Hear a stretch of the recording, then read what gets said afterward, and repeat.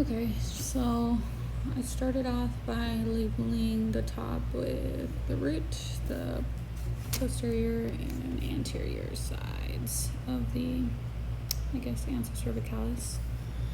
And then we're gonna go from C1 to C5 for the roots. And then you can start drawing the nerves. So I start on the posterior side because there's less. One vertical one and then two coming off between C2 and C3, and then there's one coming off of C1 that kind of goes out in two, and then it's got a little scoop at the top, and then there's a couple other ones that come off of C2 and C3. So the ansa cervicalis itself, which comes off of C2, between C2 and C3 and C3, and it's got 4 branches. And then from C3, C4, and C5 is the phrenic nerve. And from C3 and C4 is the supraclavicular. And then you have one coming out, another one coming off between C2 and C3, kind of like a pitchfork coming across the ansa cervicalis. And then you can start labeling your names of the nerves. So I start on the posterior side again because there's less. So you have your accessory nerve, cranial nerve 11, and then the two here, I start by labeling the greater and lesser. So greater is the more superior one, lesser just below that. The greater one is the greater auricular nerve, and the lesser occipital nerve. Perfect.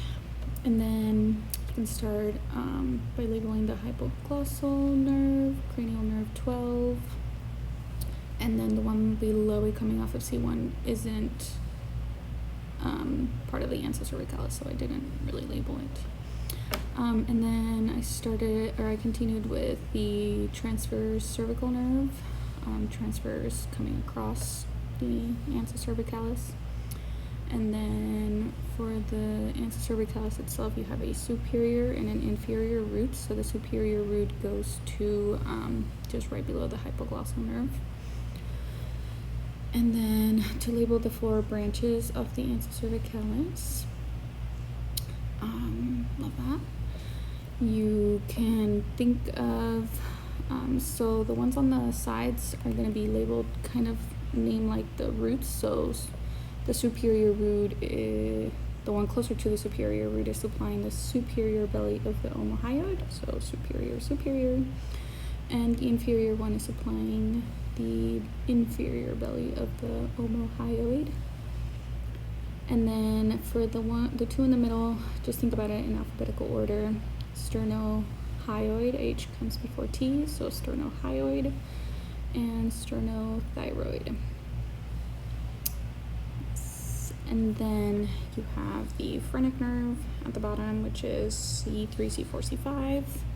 And I believe that I got that from Kraut's lab notes. And then the last one is the supraclavicular nerve, and that is coming off of C3 and C4. It actually might have been his lab sheet. I don't know, one of the two, but there you go. It might not be like the fastest thing, but it helped.